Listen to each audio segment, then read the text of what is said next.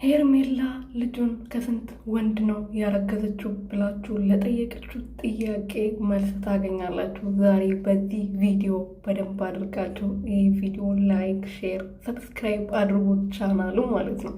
ዛሬ እንግዲህ ትናንትና ማታ አብርሃም ልጁን ከዚህ በፊት እርጉዝ ነኝ ብለሽኝ ነበረ፣ ግን እርሱን እንደቀላል ለማለፍ ሙከራ አድርገሽ ነበር፣ ግን በቀላሉ ደግሞ እንድታለፍ አልፈልግ በማለት አዲስ ምዕራፍ ይዞ መጥተዋል። ከትናንት ወዲያ ግን ከዚህ በኋላ አንቺ የራስሽ ኦዲየንስ አለሽ፣ እኔም የራሴ ኦዲየንስ አለኝ፣ ከዚህ በኋላ እኔና አንቺ አንገናኝም ብሎ ነበር የተናገረው በኦዲየንሶቹ ፊት።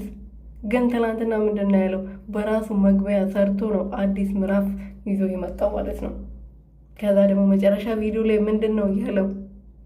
እስከ 3 ወር ድረስ እስከ 2 ወር ድረስ እናይና ከዛ በኋላ እርግዝና ወደ እየገፋ ስለሚመጣ ማረጋገጥ እንችላለን አላት ለሄርሜላ ማለት ነው።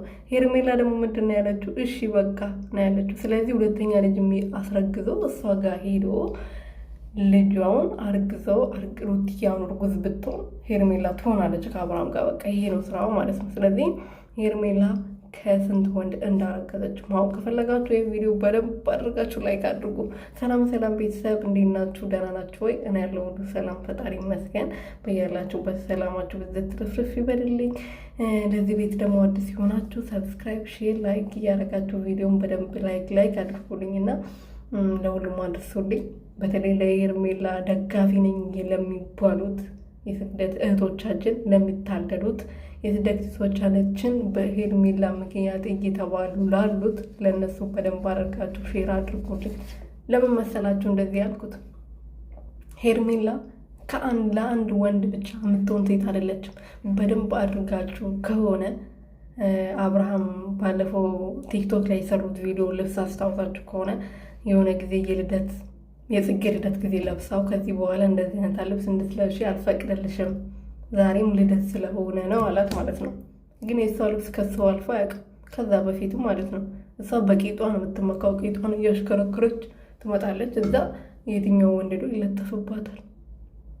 እሺ የምርመራው ቀን ማለት ነው፣ ይሄ 2 መስመር ያሳያል የተባለው ቀን አብርሃም ራሱ እንደዛ አልጨፈረም። አቤል ግን ሀገር ይያዝልኝ ይለቀቅልኝ ስል ነበር። ስለዚህ ልጁ የአቤልም ያማነው አንደኛ ወፍራሙ ልጅ የለም ቀዩ ማለት ነው። የሆነ ቀን ፕራንክ ምናምን ብላ እንደውም ሰርታ ነበር ከአብርሃም።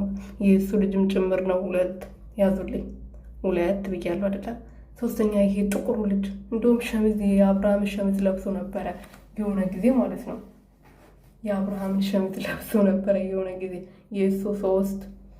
4ኛ ደግሞ የሄርሜላ ፍቅረኛ ነኝ ብሎ የራሱ ቻናል አለው። ጥቁር ልጅ ጸጉሩ ረጅም 4 ያዙልኝ 4 ቆጥሬያለሁ እስካሁን ድረስ።